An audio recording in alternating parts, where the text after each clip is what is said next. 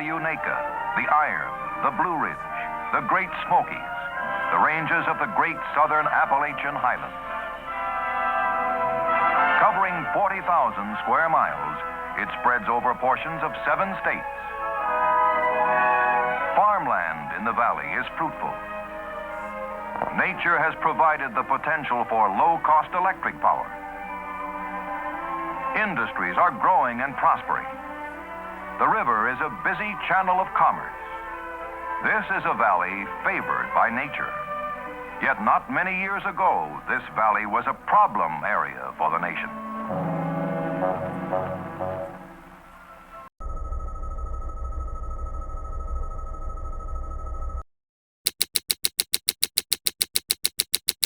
People in Roane County, Tennessee still aren't sure this evening just how bad a disaster they are facing after a coal ash spill that has covered neighborhoods and choked local rivers. Seeing this blackened moonscape, residents are still in disbelief. What hit eastern Tennessee Monday morning lit up emergency lines. There's a heck of a mudslide or something that came through our backyard. Not a mudslide, a sludge slide. In a retention pond outside a coal-burning power plant, sludge suddenly burst through a wall, sending 1.7 million cubic yards of it, enough to fill 520 Olympic-sized swimming pools, into the surrounding neighborhood and into the Emory River. 1 billion gallons of muck shot into the Emory River like a black tsunami, engulfing homes, uprooting trees. Everything's gone. Residents woke up to an apocalyptic moonscape of ash bergs everywhere. You take the ash from the plant once the coal has been burned and you stack it in a pond, and that's what we did. And apparently the dike that was there failed, and as a result there was an ash slide, like a mudslide. I was downstairs. I lived with my parents at the time, and the wind was ferocious, and they had one of those gravity swing chairs hanging on the porch, and I was concerned that because of the wind was so bad that it was going to swing back and hit the window. So I was standing there watching the chair and figuring how I could get it down when I saw across the lake lights flicker, and I looked, and there was a pretty good moon out that night. I didn't have any idea what it was, but within seconds, since my daughter Amy happened to be looking out her bedroom window to make sure the wind wasn't blowing the swing into her window, I actually saw the wall of water coming across right behind me here. I see a wave, and it is as far right and left as I can see. It's completely across from one end of the lake to the other. From where I was standing, it probably looked about 1.5 foot tsunami wave. It was one solid, like you would see in the ocean, one solid wave curling over. And it came across the lake as far, and then it hit land. We heard this big boom, and we're yelling, "What's that? What's that?" And so I came running upstairs, and we had one of those big spotlights, and my dad was upstairs, and we went out on the deck, and my parents' dock was now completely tilted. The neighbor's jet ski, they had 2 jet skis. The wave hit so hard onto the land that it projected the jet ski off of their mount, and it flew or crashed with the water, I'm not sure, 105 feet. And landed on my parents' dock, and just... It was a pretty wild night from that point on. Did you hear anything? It was like 2 a.m. Did you hear anything? Any kind of noise? No, well, one of our friends called me in the early morning and said, "Carolyn, are you all right down there?" And I said, "What do you mean?" That's when I found out about the spill. So my son and I were just sitting up. He was 14 at the time, and we were just sitting up talking, and of course back then we had pagers that we wore, and it would, when we got a call, it would, the tone would beep, and it would tell us what we had. It came across, the dispatch said it was a mudslide that happened around the TVA steam plant in that general area. It was probably at this point a little bit after, I want to say maybe a little bit after midnight. And so I was the city clerk, and I called Chris Mason, the mayor, and couldn't get a hold of him. And so I called his sister-in-law and told her, you know, you've got to wake him up. I had no idea that she was not even at their house. And so she had to get up at about 1 o'clock in the morning, or after midnight, and go over there. And so it was around 1:30 or 2 before he finally called me back. My clerk at the time, Amy Torres, called me, woke me up, and told me that she was trying to describe what had happened. And at the time, she actually lived across the river from it. So she was trying to describe, she said there was a dike that had broken, and she wasn't sure what, nobody really knew. I told him, I said, I don't know, what's happened. But it's our fire, it's our police. We need to get involved. We need to know what's going on. And so the next day, he went up with his brother-in-law and got those famous pictures, because right after that, they grounded the airways. They wouldn't let anybody fly over. I asked her a series of questions, where was it? And I started, by the process of elimination, I went, that's not in the city of Harriman. It doesn't appear that anybody has passed away. So I didn't think there was any need for me to even go over there. So I told her, thanks for calling, thanks for letting me know. We'll look at it in the morning, because it wasn't in the city limits. So I didn't think it was going to pertain to me at all. It was around 2:30, the phone rings. My wife had just had some surgery. Phone rings, and it's Howie Rose. And is Mike there? No, he's still out at the, of course he's here. It's 2:30 in the morning. And it was probably, I was one of the few people that there may have been some relief that morning. Howie said the dike broke. Well, the dike for residents of Kingston is Highway 70 out here. Okay? And so I said, anybody hurt, anybody killed? And he said, it's too soon to say. Well, I'm standing up, and by that point, I'm now awake. And so I called him back and asked the question, what the heck did you say? Only I probably didn't say, what the heck did you say? And he said, the ash dike at the steam plant broke. We had a city manager by the name of Jim Pinkerton, who was always very good in informing me of when anything had happened. And he called me that morning and told me, Mayor, we have an incident over at the steam plant. And of course, he said, I don't know what really that it is, he said, but it may be bad. And I said, well, I'm not doing anything today. I'll come down and we'll go over there.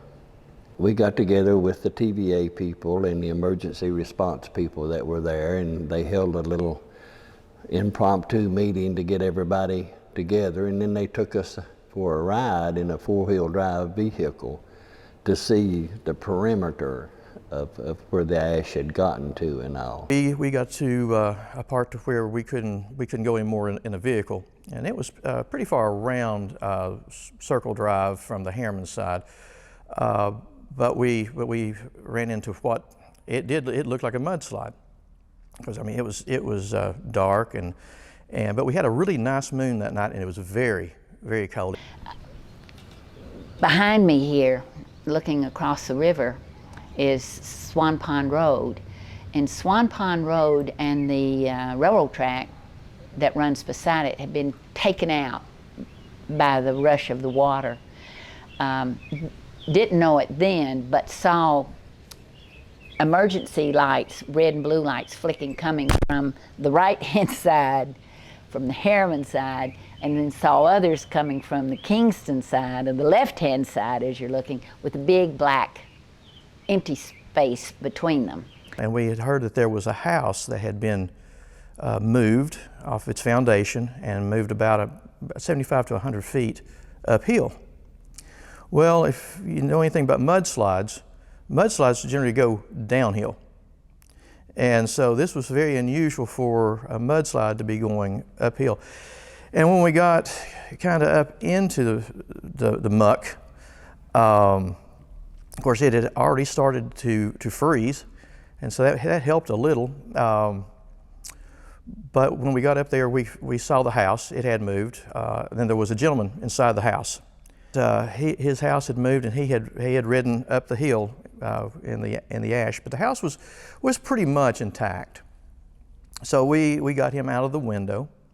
When they were getting him out, he said, "You know, I'm not much about going to church, but I think I'll go Sunday." Well, the first thing was, is anybody hurt? You know, that's what, you know. And they assured me, you know, they'd been there most of the morning and that they had not found anybody dead or seriously injured. I think one fellow climbing out of a window had hurt himself a little bit. And then we didn't know how large of a scene we had. We knew that it was barricaded the wall of what we didn't know at the time. Light comes.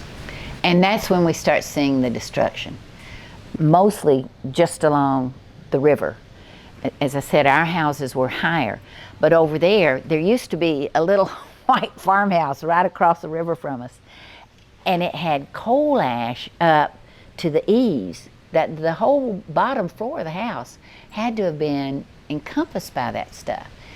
If you look up today, if you Google TVA ash spill, Tennessee, you got Jim Rivers' White House with that Christmas wreath on it.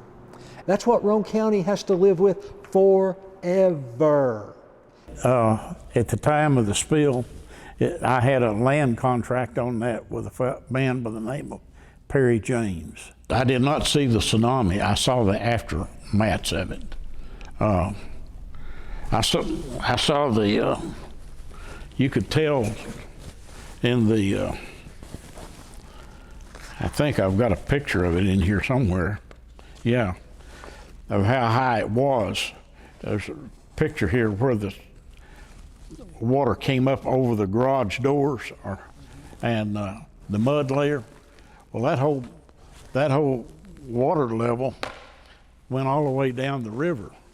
Howie Rose, who was the director of the emergency management team at the time, he was on scene by this time. And so we started formulating a plan to just see how many houses had been affected. So we started going door to door, and if they had, well, even if they didn't have damage, but in that general area, we were making them aware of what had happened. And so I remember a funny story that one of the teams, of course, we went out by twos to knock on the doors and to see what we had and to let the people know what they had going on. And we went to this house, and it was an elderly, there were sisters living in this house, and that group was greeted with a shotgun. The way it looked, you would think that you were on the moon. You had, it almost looked like some craters in it, and it was very gray, very, very gray. It looked like the lunar surface. It looked like pictures that you had seen from the lunar surface. And all that area was real familiar to me and everybody around here. We grew up playing ball there, fishing there, hanging out. We knew people that lived there, and when you went and saw it, it looked like it was just gone. It looked like it was just mass destruction. It reminded me of one of those old B-class movies. You know, you go into a big screen and all you see is the lunar moonscape or something like that. And that, everywhere we went, it was just like being in a theater and seeing a big screen of that. So obviously the more we went, the more we were, you know, just awed by the enormity of it. It was something, you know, golly. It wasn't the best smell in the world either. But we. What was the smell? What was it? I wouldn't say it was sulfur, but it was a stench. It's like something that I really had never smelled before. But if you go into a pond. I'll say it's very similar to this, and you reach down and grab the mud that's been in that pond, and it's of course ponds are usually pretty stagnant, and it has that kind of an odor. That sour kind of. Kind of sour, mildewy, musty. Yeah, it's a very unique. It was a very unique smell. It's catastrophic.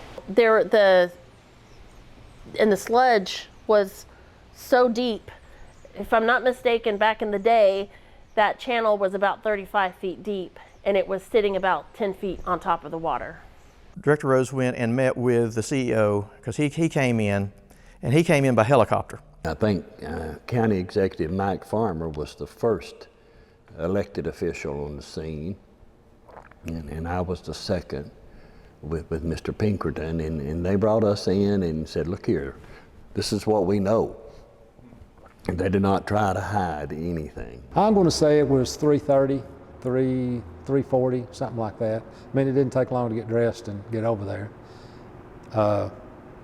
And so, walked in and talked to Mr. Kilgore. I had two questions. When was the last time this was inspected? And the answer was within the last week. Well, that's a good answer. Who inspected it? We did. Has it been checked recently? Yes, it's checked periodically. There is a schedule of inspections that are being done. I'll have to get you the exact time it was checked last, but it is checked regularly.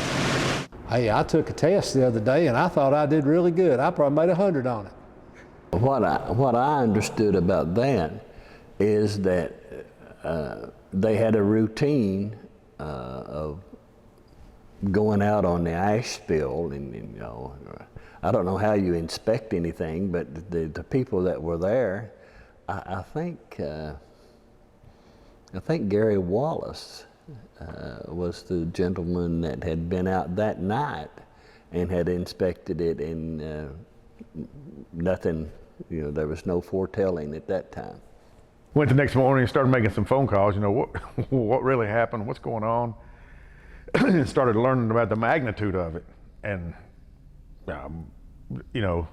toured it, and because of the proximity of where it is to my city, I learned real quick that we were going to be heavily involved, everybody at the city. And what I remember most is that every time we'd turn a corner, I'd say, damn. It was really something that you can't describe, because nobody had ever seen anything like that before. I myself probably wasn't impacted as much as my parents were, because they had worked so hard to get this home, and it was gone. We want you to get to know us. Not just what we do, but who we are. And what we stand for. Because working at TVA is more than just a job. It's providing affordable, reliable power. Power that turns small, underdeveloped areas into thriving economic hubs. Employers that offer good paying jobs. And schools that provide fine education for future generations. Generations that will inherit the land, air, and water that we leave behind. That's why environmental stewardship is a key part of TVA's mission. After the initial response and the rescues, officials from TVA, the Roane County Office of Emergency Management, and Homeland Security were joined in by officials from the Tennessee Department of Environment and Conservation. Officials from the Environmental Protection Agency came down from Washington and assessed the damage and figured out a game plan for the overwhelming task of cleanup and recovery. The rescue had been done, the initial assessments had been done, so it was at that point that we knew we were going to need some rest because of what was going to be happening in the days ahead, because people were put out of their home, but this time they were put up in hotels. It surprised me how far back up in there it went. I had no idea of the size of the I knew about the storage tanks. I've been past there. My children, there was an area where, my grandchildren, where they had, they played soccer on the field back beyond where the storage tanks were. Of course, all that was gone. But it was overwhelming, I will say that. I'd never seen anything like it. And something I had been thinking about and I wanted to share with you is over the almost 15 years I did emergency management. I had seen worse as far as carnage, but never anything to the magnitude of the damage. The place just looked unrecognizable. And so I knew if it was just had been confined to this one situation, this one area, I'm thinking, okay, this is big. Essentially, there was 300 acres that got crapped up. Probably around 250 to 260 of them were owned by TVA already, you know. Yes, it devastated communities out there, and, you know, people had lived there for years and years, beautiful places. And, you know, there is a tragedy in kind of a microcosm of an area. We were glad that it wasn't during a time where it was busy, like after school or before school, and there were school buses that could have been involved, because school was out for Christmas. After the cleanup began, officials from Washington like Tennessee Senators Lamar Alexander and Bob Corker came to see the damage. Governor Phil Bredesen made a stop and took a helicopter tour and told the press afterward that they're obviously concerned about being made whole in some way. Congressman Lincoln Davis said that he will continue to talk with residents and TVA and make sure they were made whole. Mr. Kilgore told me, as we were leaving, he said, Mayor Beats, he said, there's nothing I can do about what's been done. He says, but I want you to know that I want to make you whole again. And if I can, he said, I want to make you better at the city of Kingston. Now, that's what he said. All right, so things evolved, and he said, tell us how we can make you better. Activist Aaron Brockovich came to Roane County with attorneys from Whites and Luxembourg trying to get citizens to sign up for a class action lawsuit. U.S. Congresswoman Eddie Bernice Johnson, the chairwoman of the House Subcommittee on Water Resources and Environment, also held a meeting in Kingston. When it happened, anybody that you knew that was from outside the area, they would call you and they would go, hey, what's going on? Because this was worldwide news. What's going on in Roane County? Are you all okay? Can you breathe? Can you drink the water? Are y'all still there? So perception is reality. And the perception at the time was that nobody here, life had stopped. Sheila, my secretary, said there's a phone call for you, and so I answered and said, this is, you know, Sally Sue. Just wondered, you know, about the ash bill. Is you think it's safe to come into Roane County? Can I get to Roane County? I said, what are you talking about? I said, well, with the ash bill and everything, can I even get into Roane County? And I said, my God, woman, if I didn't take you and show you where it was, I doubt you could find the ash spill. There was a lot of chaos at first.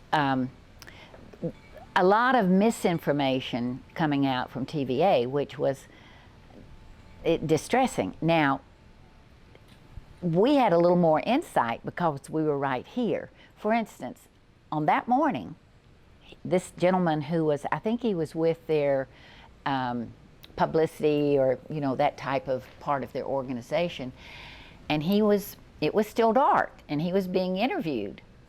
And he was saying that they would have this cleaned up 2 to 6 weeks. It was pitch black. There was no way they could even see to assess the damage. My initial reaction was, this is TVA. TVA is huge. They'll have it cleaned up in no time. Yeah. They'll have it out of here in a month the most. No problem.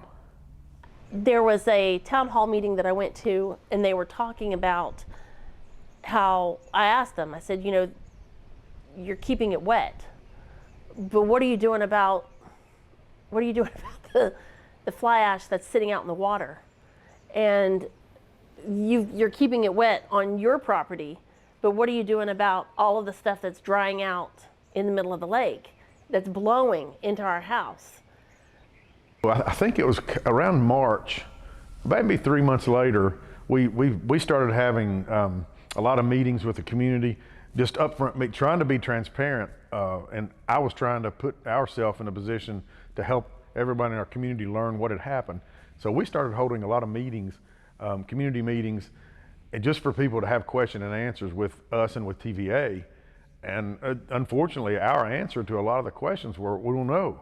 And people got really frustrated with us at the time because they would ask us, you know, what's going to happen now? How long is it going to take? What's this? What's the process? And our answer a lot of times was, I don't know. We'll find out and get back with you. And they got really upset, rightly so. But this has never happened, like we said, in ever. You know, this was not the first ash spill. There had been another one. And Tom Hamby had gone over there. He'd taken a little bobcat and scooped up some stuff. Well, he got a call at 2:30 and said, hey, we've had an ash spill over here. So he called some folks up and got his little bobcat and took off over there. And so he called back and said, I'm going to need some more equipment. But God, I love Tom Hamby. I think this thing had busted a couple of times prior to that. Little small leaks, I think, is what they were. We didn't know. We weren't aware of that. So when you get in there and you're digging up, the biggest thing that I wanted them not to do, and was I didn't want them to go past the mouth of the river in the cleanup, because I didn't want that stuff to get stirred up and get on. We started talking about what is in the ash. What are the toxins that are there? Could it contaminate our groundwater? Could it contaminate wildlife? Is it in the air? As mayor, you know, your whole purpose, your first sole purpose as mayor is safety of the people of the community of Harriman, and the Roane County. I didn't know at the point, at that moment, what was involved in the, what was in the ash. I pretty ignorant on these things, but I didn't know how the process was done. You know, where they burn the coal, it produces this fly ash, which then has to keep wet in order to prevent it from getting. The TVA at that time was telling us coal ash is safe. Yes. The lawyers come in and they tell you that you can't go back and sue if you get sick, but then also too, they're offering health testing. So when you hear all this, how do you react to that? Well, as my grandma once told me, you don't buy a pig in a poke.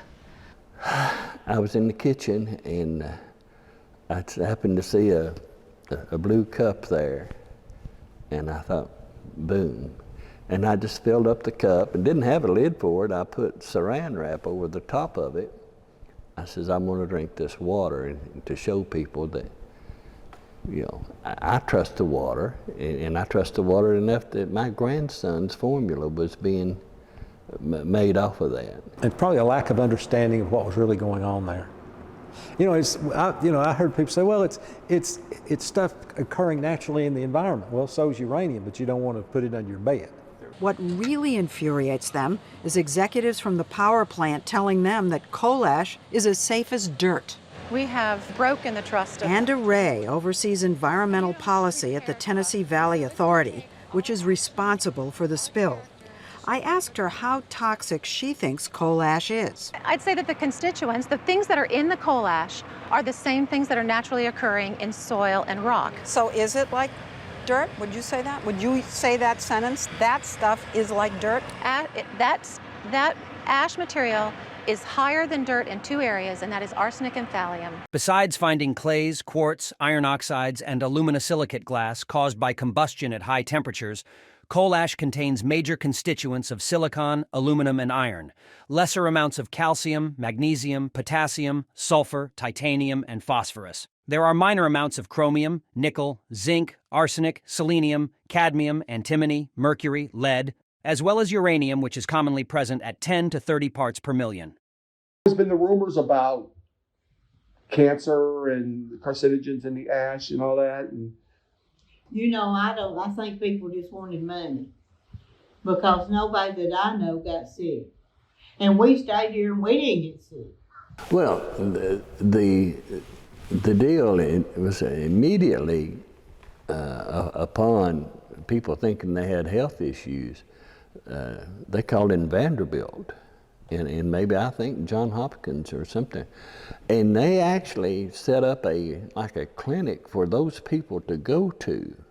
And these were doctors that weren't TVA doctors. They were reputable doctors, and offered them medical care, medical examinations, answered everything that they wanted to do. I didn't know at that time what all was involved in it.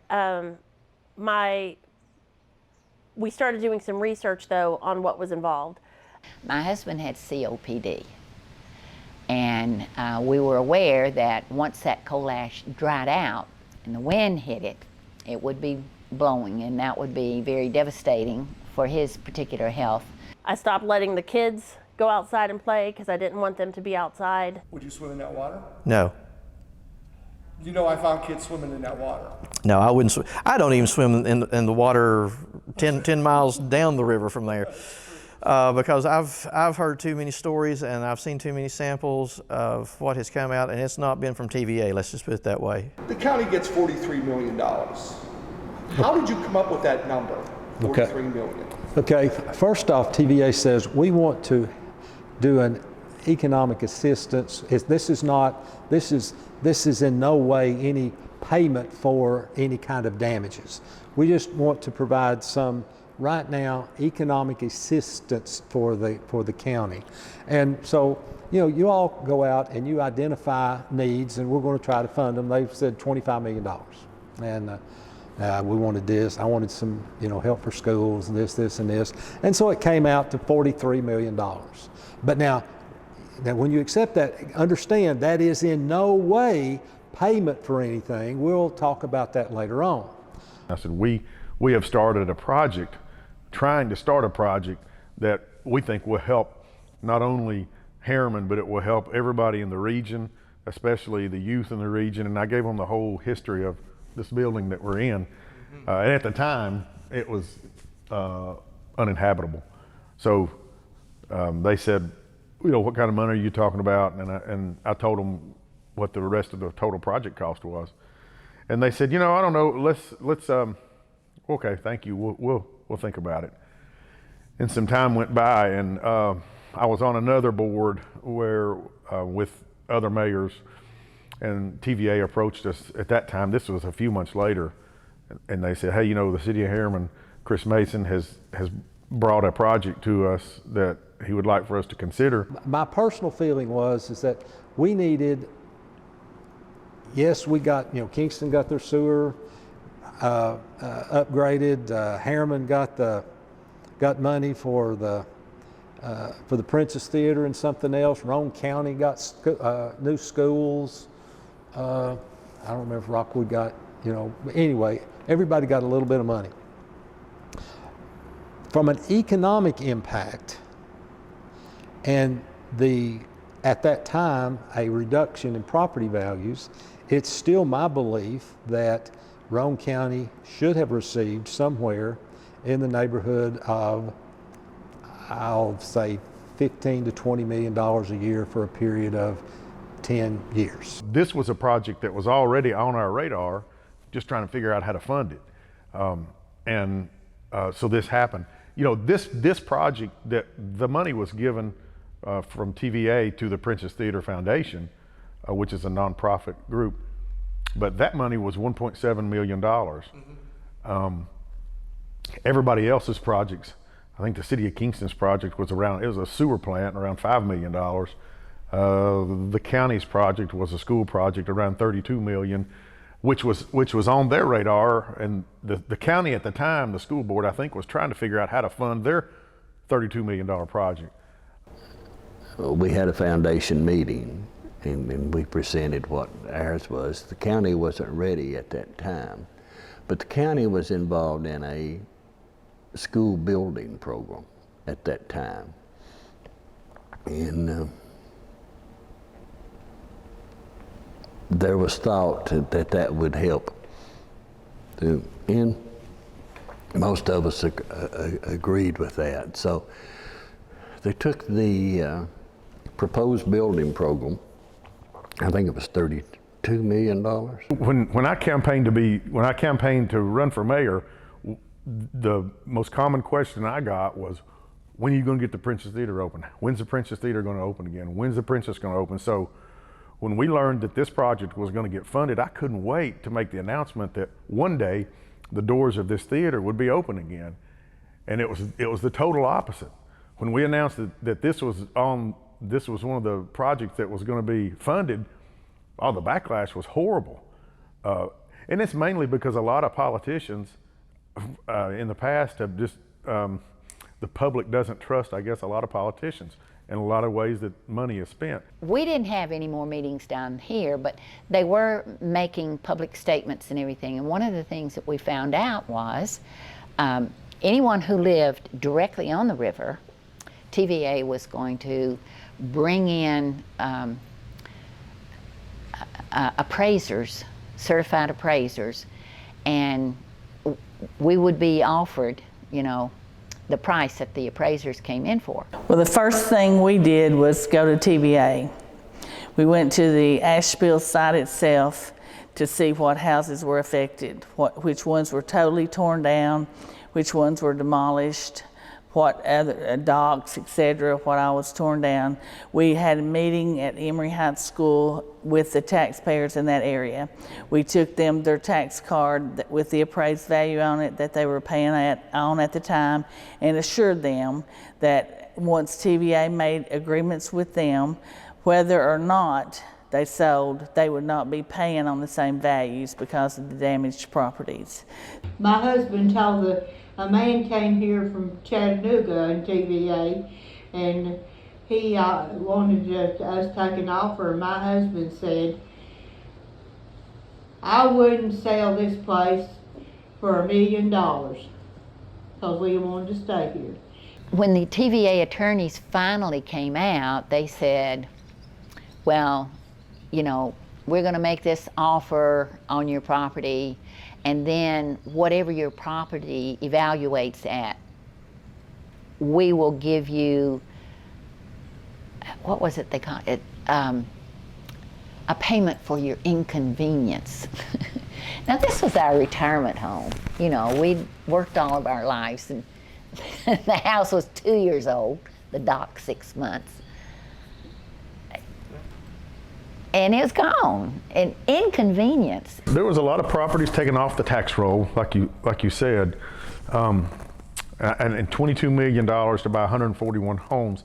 I don't think that was actually that wasn't the that wasn't the assessed value of the homes at the time. That's appraised value. Tax revenue was $161,229. A lot of people may think, well, 23 million versus 161,000, but where the breakdown is the appraised value was 23 million.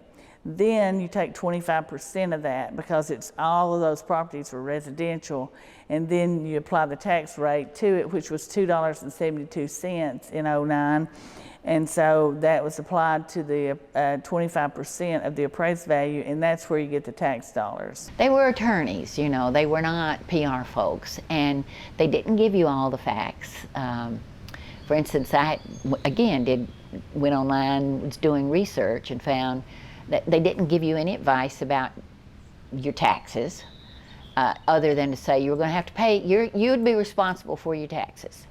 You don't pay sales tax on the sale of a home at all. Unfortunately, this happened at the end of the calendar year in December. So the tax year is the calendar year. The new tax year began in January. So when they started purchasing the properties, they purchased December, January, all the way up through September of the following year. People ask, was it fair? Well, when you've worked your whole life to get this dream home, and you've only had the opportunity to be in it for, 2.5 years, how do you put a price on that? How do you put a price on the memories and the memories you were hoping to create by living there? So we were in a downturn in '08, and what happened with this ash spill, due to the downturn of property values, it stopped the sales of property. The contract for the inconvenience was based, I think the people on that side, which was impacted far more than we were, got a different percentage for their sales than we got for ours. And of course we had to sign a do not disclose thing. So I can disclose that we got it, but not the percentage that we got. But in that contract, a little teeny tiny print way down at the bottom where you sign, it says, if you agree to take this, then that closes out your ever being able to come back and sue us for anything, including health issues, up to and including death. So I'm thinking that's an interesting phrase to put in there when they're out there telling us that it's benign and there's no problem. As I understand it, the people had to sign non-disclosure agreements and would not talk about it. Because Bill had COPD, we wanted to settle as soon as possible and get away. A lot of people came to our office for information, like so-and-so sold. I want to know what they got for their property so I'll know what I can get for mine. Well, that wasn't the case. We did not know. It was a sealed document. None of the records reflected what TVA paid for the property. We did not want to know because in 2010, we were doing a reappraisal. So we could not factor in the sales of those properties anyways. When it got cleaned up and it was ready, you know, that it was livable again. Although they let people, they used our house right there to house TVA people who were working. You know, anyway, they told us, but that was not in writing. I should have known. Because the offer was in writing and the extra stipend was in writing, but notifying us was not in writing. And how we found out that our house had gone back on the market was my brother-in-law still lived here and he saw a sign that they were going up for sale. And our front yard of our old house, which is right next door here, was where they held the auction. Right? Yeah, salt in the wound. From what I understand, my parents were supposed to have first right of refusal on getting their house back. They did not. They were never contacted. And then to add salt to the wound, they had the auction in their front yard. I saw some of those houses, and I don't know who bought them back, but the people that sold those houses, most of them, especially in that crowd, really hadn't had any ash damage to their property. TVA just came in and gave them the asking price for their house. But was it fair, I think, the price that they gave them, financial compensation? I think it was, from what, and she never shared with me the number that she got, that my mom got for her home. She said it was fair. The individual homeowners, there must have been some feeling of fairness because they all sold, and I don't know that there was, you know, they reached an accommodated settlement amount. So from the individual owners, you know, maybe there was a fair treatment. I'm not in any position because I didn't own any property over there.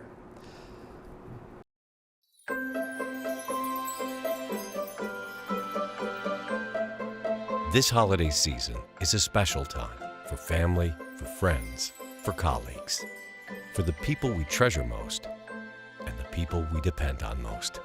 This holiday season, the people of TVA and local power companies will be on the job at facilities all across the valley, continuing to provide the clean, reliable, and affordable electricity that keeps our families safe and comfortable and helps bring good jobs to the valley and keep them here. It's what we do, TVA and your local power company. Hard at work this holiday and every day to make your life better.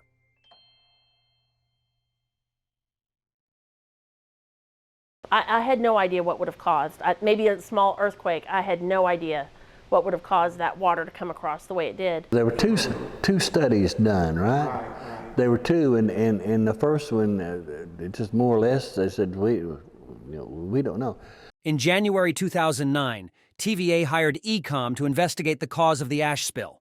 On June 25, 2009, Bill Walton and TVA Chief Operating Officer Bill McCollum presented their findings to the media and the Power Providers Board of Directors. Walton's findings were that a loose slime layer, the geometry of the storage cell walls, high moisture content, and loose soils beneath were among the factors that caused the breach. He characterized it as a perfect storm. But Walton refused to put the blame at the feet of TVA. A month later, TVA's Inspector General's office offered a contradictory report, criticizing Walton and McCollum, saying they had been schooled in how to deflect any question that would elicit an answer that would suggest legal liability. It characterized it as a delicate tap dance. The report concluded that TVA could have possibly prevented the disaster had recommended safety modifications been put in place. If you went and looked at the ash spill that morning that we were there, if you had went and looked at it, the theory that came to where the bottom slid out and then the top came down and just pushed everything, it's just absolutely makes sense and logic to me. There's no doubt, and I had no idea how that could happen. I don't know what caused it. I just know for years we'd go in and say, this thing's leaking, this thing's leaking. Was there a 1 + 1 = 6 happened? I don't know, but nothing had happened before. Well, you say, well, it's 15 years later. Well, okay, but it had been leaking for a long, long time.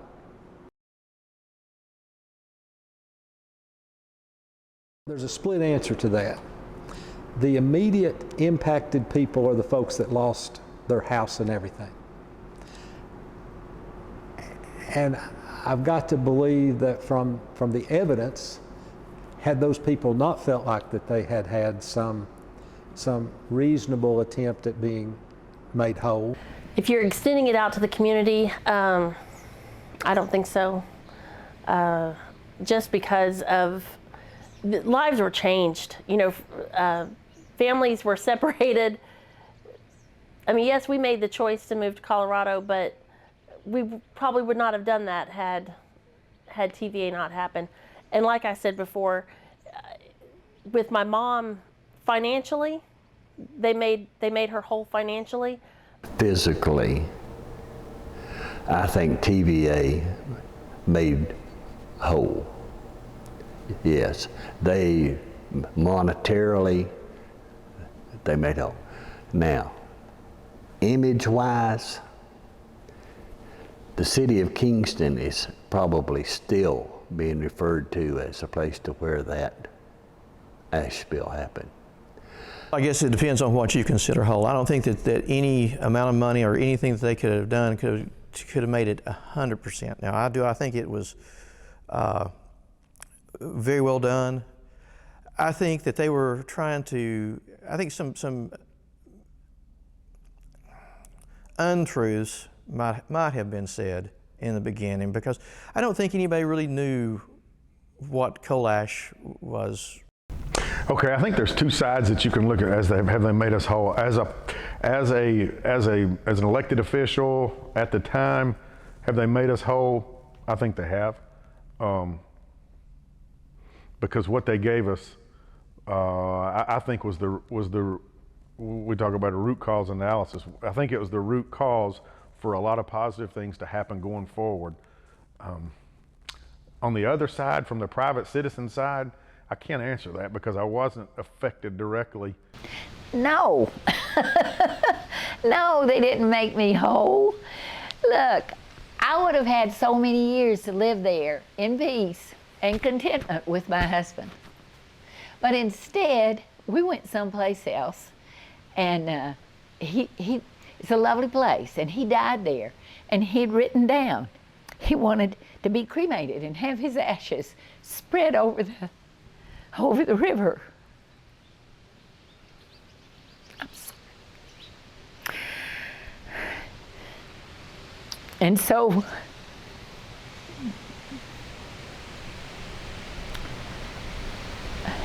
I had my children and grandchildren fly back with me after he was cremated to spread his ashes. We rented a house for a week or so on the river. And this is where my husband is. I made myself whole, come back where he was. No, not at all. Can you elaborate on that? TVA does and did what they want to do, irregardless of who they hurt or what happens. They do what they want. If they decide they need something or want something, they just get it.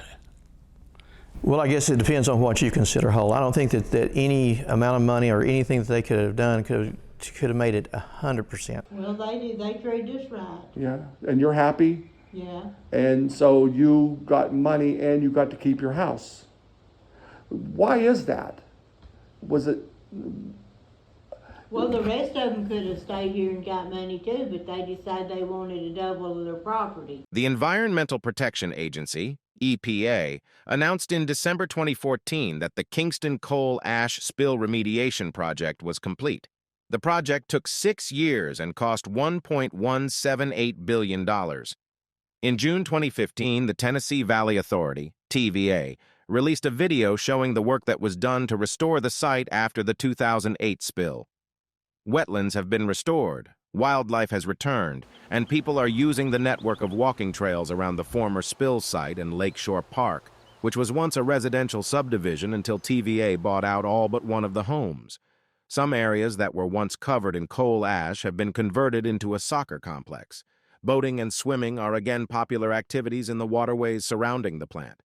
The Kingston coal ash spill remediation project was completed in 2014, and the site has since been restored to a healthy and vibrant environment.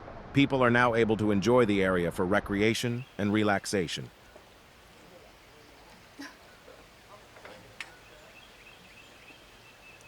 Cameron Daniels. And you, sir? Mason Roberts. Where do you guys live?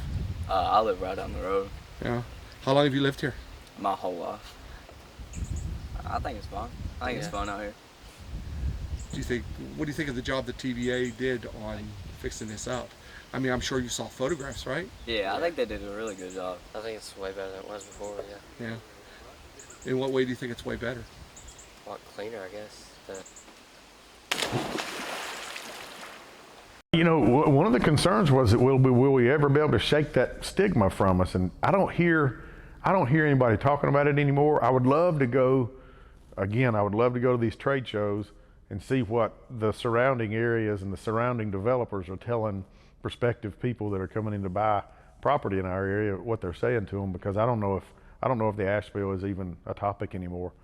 It wasn't the Roane County ash spill. It wasn't Harriman ash spill or Rockwood ash spill.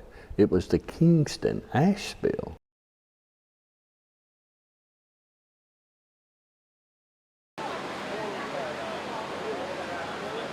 This is a public meeting to present information and get comments and feedback on various options for the future of Kingston fossil plant, whether it stays open or closed, and what could replace the generation if we decide to close it. Kingston spill changed a lot of things about the way we do business at TVA. For one, we got rid of all wet storage, so all of our coal ash is now stored dry. And we did that before the industry moved that way. We were one of the first in the industry to do feedback from folks in the community who say, we want to move forward, not keep living in the past. So we have that feedback. We're hearing a lot of people going in one direction. That's something that'll be weighed heavily in the final decision.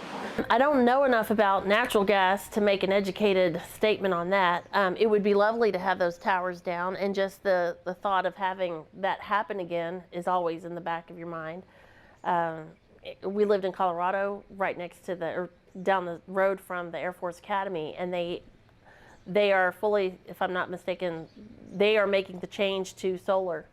So I think that would be fantastic.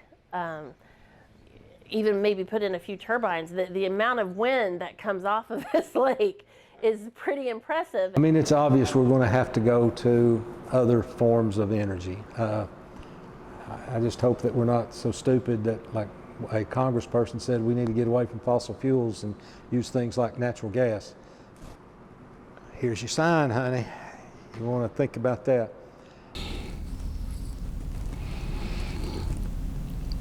Well, I don't know. I wish they'd close it down, turn it back into a peach orchard. If TVA does what they're talking about doing, which is closing the coal plant down, maybe they turn it into a gas plant. They're trying to decide that now. But I think we may find out the hard way how good of a neighbor they were after they're gone.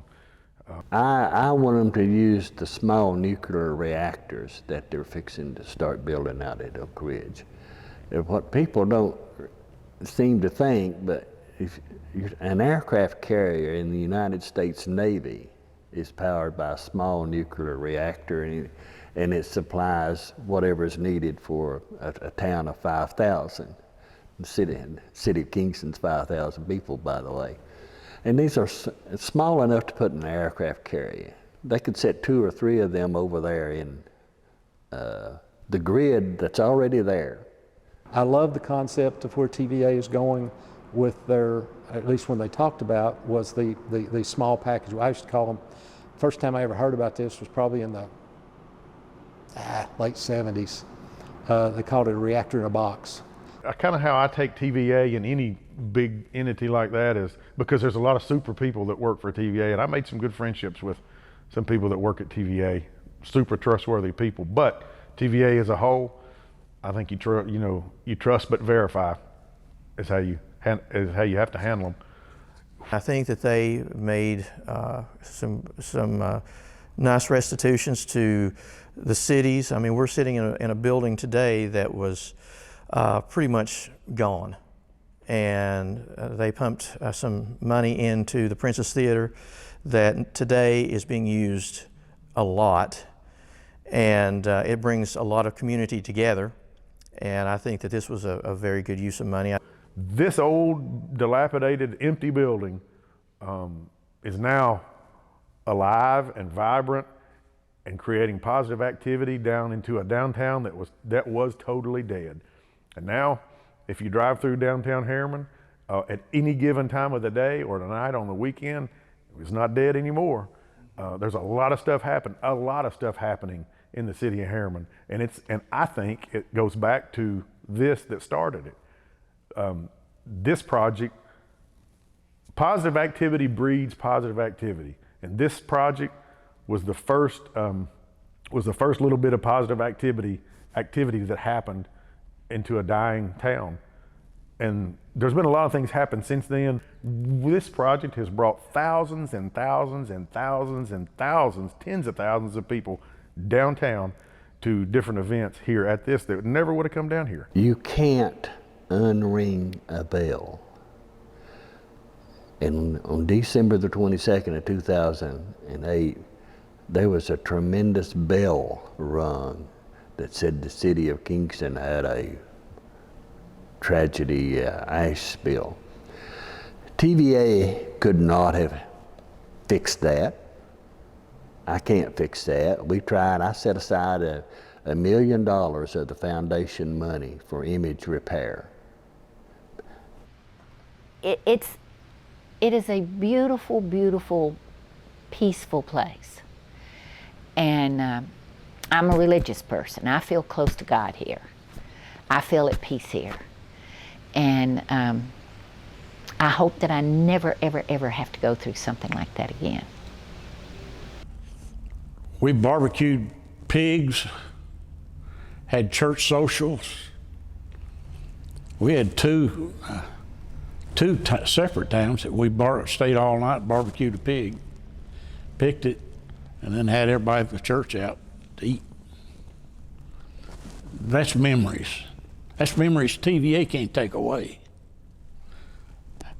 They tried. But in some of us, they still live. Roane County is a beautiful place. I mean, it is a beautiful place to live. The people are wonderful. It's a beautiful place to work. It's a beautiful place just to get out on the water. And I have a lot of out-of-town friends. When they come here, they're amazed at how beautiful the land is from the lake. And if you've never been out in a boat on the Watts Bar, up the Tennessee, on the Clinch and the Emory, where all the rivers come together and lakes come together, you have really missed a view. The sunsets that come over here, they're unbelievable.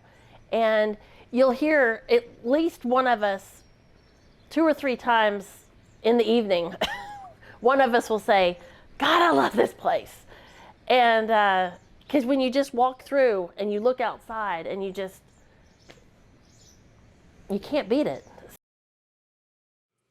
We work long hours at Kingston, sometimes around the clock, cleaning up the coal ash spill that changed our lives a lot.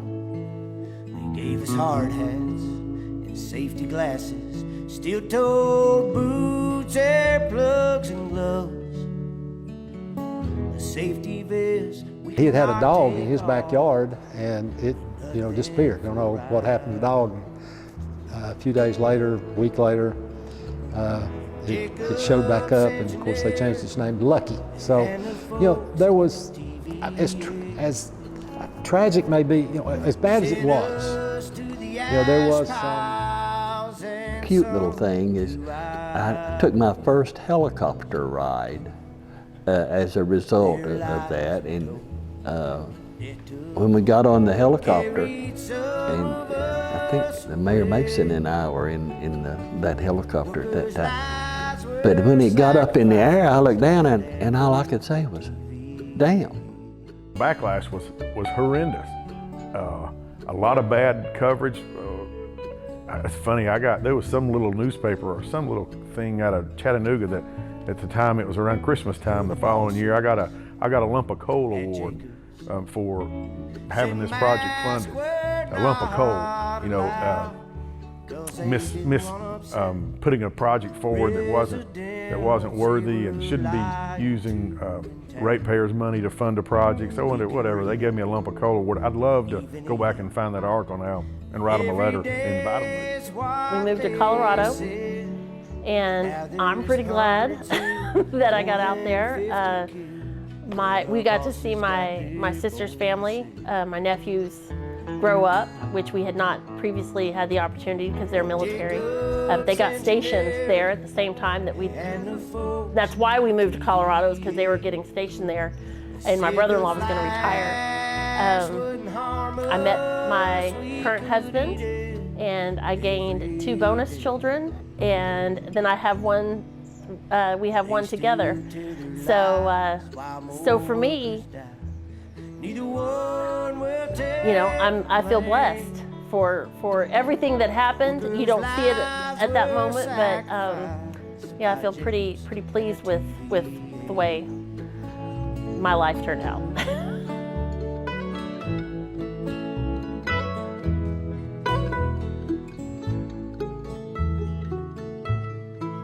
Why do we let corporations and greed rule the land? Politicians are bought and paid for. They lie to us because they can. Ain't there laws in this country to keep workers from harm's way? 'Cause the greed can't feed the folks in need their health insurance paid. And Jacobs Engineering and the folks at TVA sent us to the ash piles and some to our where their lies were told and debt took hold, carried some of us away. There were workers' lives were sacrificed by the damned old TVA.